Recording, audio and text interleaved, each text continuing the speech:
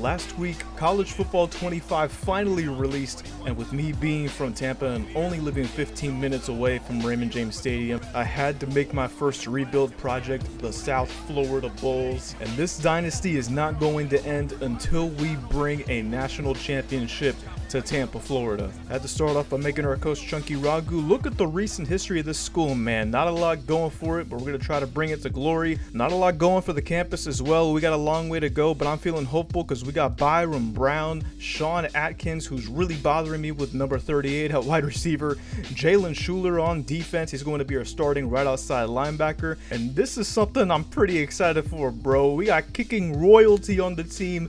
Nico Grammatica, the son of Buccaneers legend Martin Grammatica. He's a freshman. Can't wait to see how he develops throughout the dynasty.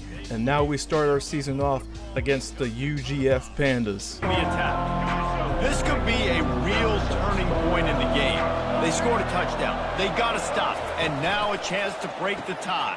Fires into traffic, intercepted. Absolutely ridiculous interception to start off the game by number 22 Rucker, and now we head over to late in the second quarter, up by 10 points. Look at Byron Brown, bro, makes a man miss after running up in the middle of the field, and he's gonna take it all the way to the crib, ladies and gentlemen. Byron Brown, 84 overall sophomore, on his head. Jumping over to the fourth quarter, my friend told me that he wants to see me hurdling a man, so I said I oblige, and we wind up fumbling on the kickoff, but then we wound up getting the ball back, only up by 3, but then we fumble the ball to the UGF Pandas. Number 23 for FCS Southeast is going to take this thing all the way to the crib. You gotta be kidding me, ladies and gentlemen. FCS Southeast is leading, but we managed to escape, winning by only 3. And now we simulated the next week, only beating Southern Miss by 14 points. But look what happens in the next week. We get absolutely smoked by Alabama in Tuscaloosa by 21. And now we have our next game against the Miami Hurricanes. It wasn't looking pretty for us in the beginning of this game, man. Only the first quarter, and Miami Hurricanes just rumbling, stumbling, and bumbling down the field the whole time. They went up by 21, but we managed to shank a field goal, so that's pretty good. You can tell this is when I was like first learning how to kick in this game. I was getting whooped, bro. All right, so we're early in the second quarter, and we are getting absolutely smothered by the defensive line. And lessons learned from our father, we're going to be able to chip this thing in, reel back the power a little bit just to make sure we didn't shank it, cut the lead down to 18. You can tell this game was just never competitive because we are jumping all the way late in the fourth quarter. However, our boy number 12, Alexis, is going to take this punt all the way to the crib, get himself a little bit of a highlight and a huge touchdown to cut the lead down to what, like 18, 19 points? But take a look at this boy in slow motion, bro. He was absolutely schmoving in Ray J.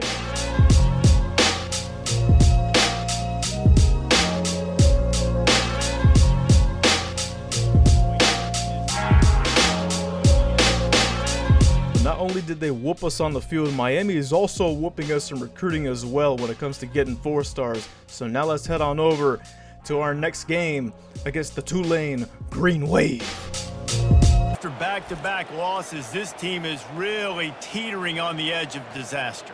And respectfully, we will never speak of that game again, but I wanted to highlight Tyler Fielder, who is a 3-star athlete and looks like he could be a quarterback with 95 speed. And we're also going after this receiving back from Fort Lauderdale.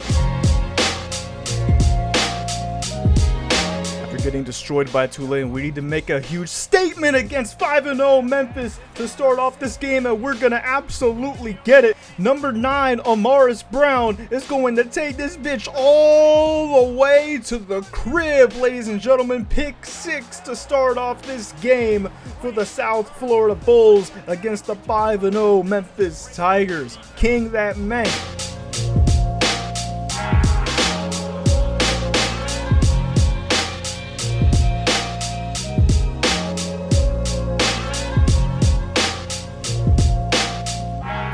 Big lead for USF to start this game, and at this game, Byron Brown exceeds 1,000 passing yards. And here we go in the middle of the second quarter. USF tacks on another one with a nice little screen pass to our boy, number 2, Vasim. Bulls up by 21.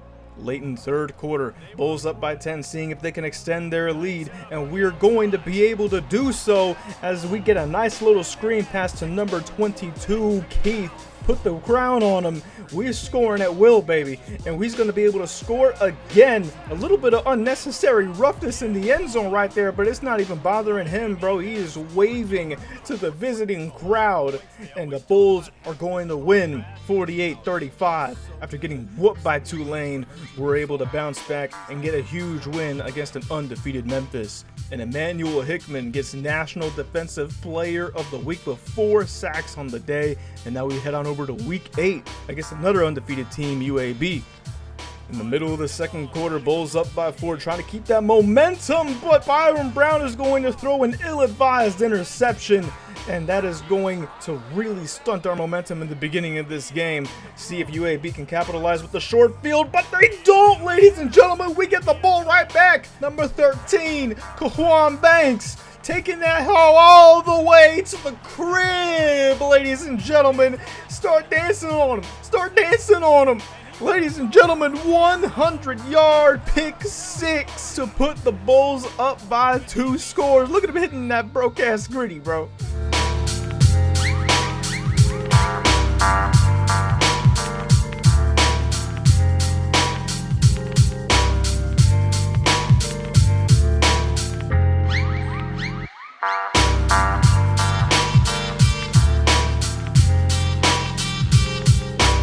Jumping all the way to early in the fourth quarter, we have a tie game, but no more, because our boy Keith, number 22, punches it in for the easy score on the inside zone.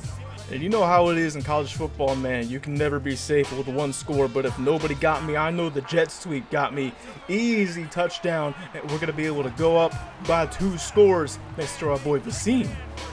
Late in the fourth, UAB trying to see if they can make the comeback here, but it's going to be picked off by our boy Stokes, and that's going to put this game on ice. After getting absolutely whooped by 33 points by Tulane, USF bounces back by defeating back-to-back undefeated teams.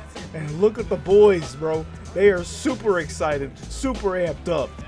And we are going to walk out of here with a W, 34-24 USF. Now, week 9, we didn't have a game. We had a bye week, so we definitely put all this time into recruiting, seeing where we can cut our losses and seeing which 3-stars we can pursue.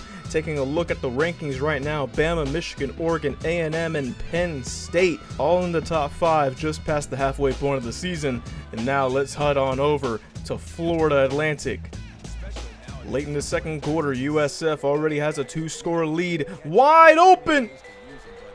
And honestly, I don't know what was up with this game. I think the passing was a little bit bugged out, because as you can see, as I'm winding back to throw with Byron Brown, it instantly goes in the red. So I don't know, maybe I was playing for too long and the game started bugging out. But it's all good, bro, because I know if nobody got me, the jet touch pass got me, baby. Easy money, easy passing yards, easy touchdown for the USF Bulls. We go back up by 2 scores over Florida Atlantic. Midway in the fourth quarter, you see it's just immediately red. It's so weird, bro. I've actually never seen anything like it, and I don't think I've seen this glitch since. But it's okay though, because we still throw a dime and we go up even more on FAU, and USF walks out of here with a W, 29-17. Byron Brown has a good game despite the bugs, and we have Tyler Fielder, the 95-speed quarterback, committed to USF.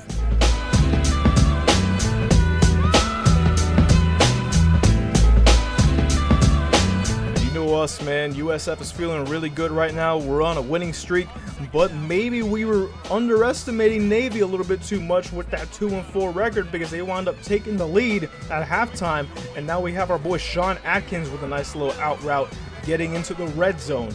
Not able to fully capitalize with a touchdown, but we are able to get a nice little chip shot. Florida's up by 2.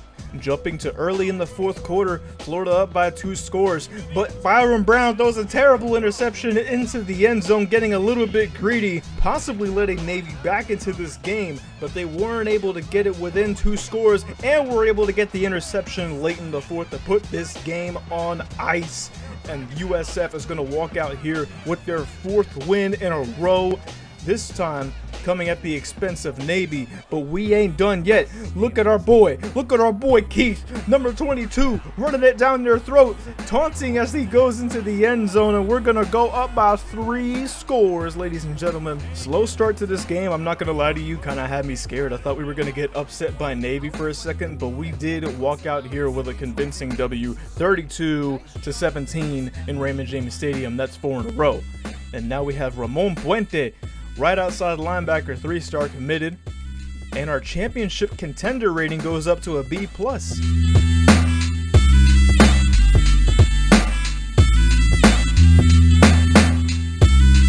Jump into this week 12 matchup midway into the first quarter, and there is absolutely no resistance getting into the end zone on that one. USF is going to score first in this game. Early in the second quarter, Byron Brown feeling good. Whole offense has been rolling for the past 4 weeks. Fake the triangle, and then he throws an absolute dot to the back corner of the end zone to Keith. That's another touchdown for USF. That's probably one of the most satisfying things I've ever done in this game. Being able to pump fake the CPU to get them to bite and then throw it somewhere else. Probably top 5 most satisfying thing I can do in this game. You saw us get a huge sack there. It's 3rd and goal for Charlotte. Had my cheeks a little bit puckered on this one. I was starting to think he was going to be able to get into the end zone, but we're able to hold them to a field goal. USF up by 3 in the 3rd. Jumping later into the 4th, USF up by 10.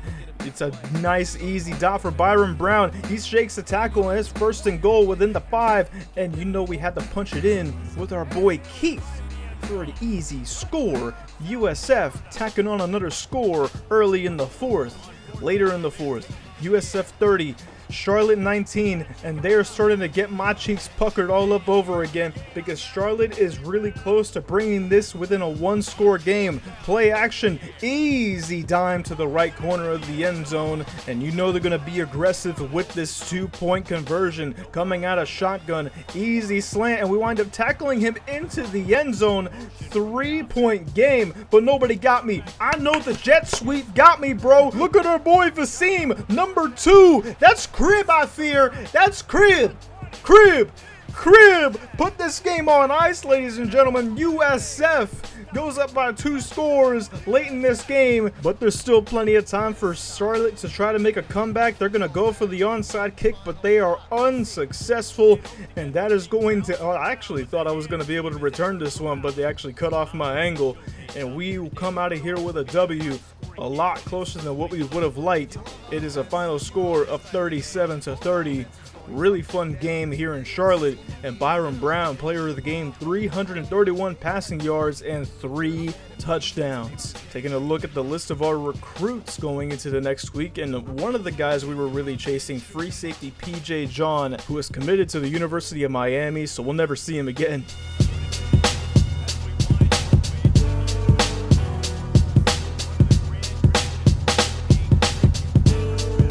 It is senior night at Raymond James Stadium for the USF Bulls. Let's see how we can start this game off. And it's going to start with a senior getting an interception. Mac Harris, number 24, one of our star linebackers, gets his first interception of the season. And it comes at senior night.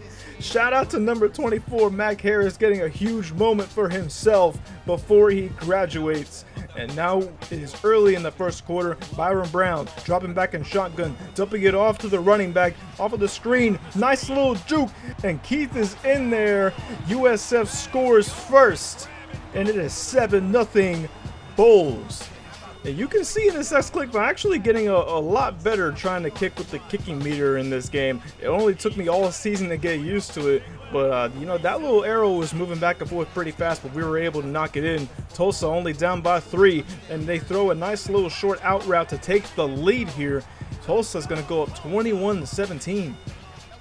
Later on in the second quarter, not even halftime yet, a lot of scoring here. Almost throws a dime, but didn't get enough air under it. So we're going to have to take the field goal here to cut the lead down to 1 before halftime. Now, y'all need to see this beauty of a 2-minute drill, ladies and gentlemen. Actually, it's more of a 31-second drill. Byron Brown and shotgun stepping up in the pocket after calling the correct pass protection. That's a dot and a beautiful catch by number 7.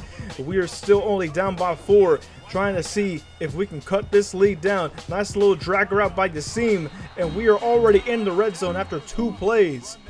First and goal, 19 seconds left in the second quarter. Byron Brown is going to be coming out of shotgun for this next play, calling custom stems, calling drag routes, and he's going to take it himself into the end zone for the score. A 31-second drill, all constructed by number 17, Byron Brown. He's only a sophomore, bro. He's going to be an absolute dog as he develops throughout his college career. And look at this, bro. He's going to jump up in the pocket again and scramble it in himself into the end zone. Byron Brown is playing unconscious right now, ladies and gentlemen. Early in the fourth quarter, 41-31. Defense has been non-existent in this game, and he don't even need to pitch it. Another rushing touchdown for Byron Brown. This is his coming out party, ladies and gentlemen. Hit the Heisman pose, even though you only on USF. USF wins 58-34. And you see, he was player of the game, 359 passing yards and 5 touchdowns.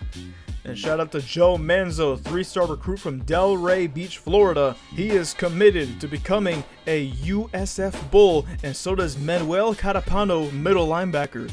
Byron Brown, National Offensive Player of the Week. After playing unconscious in week 13, now we head on over to week 14 against 5-6 Rice. We need to win this game. If we do, we basically solidify ourselves a spot into the American Conference Championship. Late in the second quarter, tie game, 13-13. Byron Brown going to take it himself around 20 yards for the first down, and now we are in the red zone, starting off in the 15-yard line, calling that slide to the right. Byron Brown, is it going to be a dot in the end zone? It is. He's still playing absolutely out of his mind. The tight end actually catches it this time. Bulls are up 27-20 early in the fourth quarter, and Rice not going down without a fight, stumbling, bumbling down the end zone to tie the game at 27 early in the fourth quarter. And yeah, we deserved that ton. I'm not gonna lie to you, bro. Defense kind of sleeping all day long, only up by 3. But if nobody got me, I know the jet touch pass got me, ladies and gentlemen. Spin move, Yassim inside the 5-yard line. And can we punch it in for the easy score? Yes, we will. USF goes up by 10 late in this game, but you know the defense has been non-existent. Rice winds up scoring, goes for the onside kick, but is going to be unsuccessful with 10 seconds left. Had my cheeks clenched on this one too, but USF is going to finish the regular season with a nice little 9-3 record. Byron Brown, player of the game once again. And Quinn Nanny, 2-star wide receiver, commits to the USF Bulls, and our stadium atmosphere goes up to a B+. And we are in the conference championship against number 24 North Texas. And now this was the first time in the game where I saw that I could actually manage my staff. So I clicked the fire coach button, not thinking it was gonna immediately fire him. I thought it was at least gonna give me a confirmation pop-up or something. So I accidentally fired the defensive coordinator, so I said fuck it, might as well just fire both coordinators. So we're going into the conference championship with no offensive or defensive coordinator. Let's see if we can walk out of here with a W. And you see, it wasn't much of an eventful game, to be honest. We were already up by 10 points going into the fourth quarter, and we were able to punch it in again with a nice little halfback dive. And we walked out of here with a 10-point win in the conference championship that didn't really have a lot of highlights. And look at them boys, bro. First year of the rebuild, and we're already conference champions. But is this enough to get us into the college football playoff? No. We're in the Frisco Bowl against Texas State. But we're going to learn real quick to not underestimate Texas State. Welcome to Frisco, Texas. It is great to have you with us as we have a couple of teams amped up and excited to go in the Scooters Coffee Frisco Bowl to see who will leave here as Frisco Bowl champions. Weeks of additional practice and prep for bowl games not only can set the tone for what we're going to see in this game, but for what might be in store next season as well. As we'll see a squad from the Sun Belt, the Texas State Bobcats, taking on the 19th ranked team in the land, the South Florida Bulls. For EA Sports College Football, Reese Davis with you alongside David Pollack and Jesse Palmer. And guys, can't wait to get this one started. Now, you know the boys are angry about not getting a college football playoff bid, but they gotta focus in this game because apparently we're playing against fucking Julian Edelman for Texas State. Texas State coming into this bowl game 11-2, a better record than us, and they dancing on us, bro. Hold on, Texas State might have something here. Midway into the first quarter, Byron Brown, if nobody got me, I know the jet touch sweep got me, baby. Touchdown Bulls, we tie this game up. Later in the first quarter, tie game, and Texas State just throws an absolute bomb, doesn't even wait for that route to develop, and they saw how we scored, and they said we can do the same thing. Texas State goes up by 7, already a lot of scoring early into the second quarter, and can we respond right away? We will be able to with a nice little halfback toss, tie game once again here in the Frisco Bowl. Texas State already up by 6 in this late in the second quarter, and they're going to be able to tack another one onto the scoreboard. And look at the score, bro. Jesus Christ. Texas State was up 35-14 before that most recent score, but we're able to cut it down to 2 scores. Can we make the comeback? Texas State just doesn't stop scoring, but USF won't stop scoring either. Look at Byron Brown taking it all the way to the 1-yard line, and you know we had to punch it in with our boy, number 22, Keith. 2 minutes left in this game. USF only down by 7. Byron Brown stepping up into the pocket, takes it in himself for the score. And you know it's a bowl game when we're not even considering kicking the extra point, ladies and gentlemen. We're going for 2, no questions asked. It's never failed us before, and it shouldn't fail us this time. Can we get the jet touch pass sweep into the end zone? No, we cannot. Oh my God, Texas State actually blows it up in the backfield, and we're going to be down by 1 with 2 minutes left. But can we get the quick stop on Texas State before this game comes to an end so we can get the ball back? Easy curl route. We missed the tackle, and that is going to do it. The USF Bulls have been humbled for the first time since their scoreless loss against Tulane 33-0 earlier in this game. And look at Jordan McLeod, bro. He just cooked up the USF Demons all day long with 6 touchdowns. Taking a look at the playoffs, Oregon wound up beating Liberty in the national championship, and even though we wound up losing this bowl game in heartbreaking fashion, I'm looking forward to season 2. I hope you guys are too. Go ahead and meet me over on Twitch to watch season 2 live.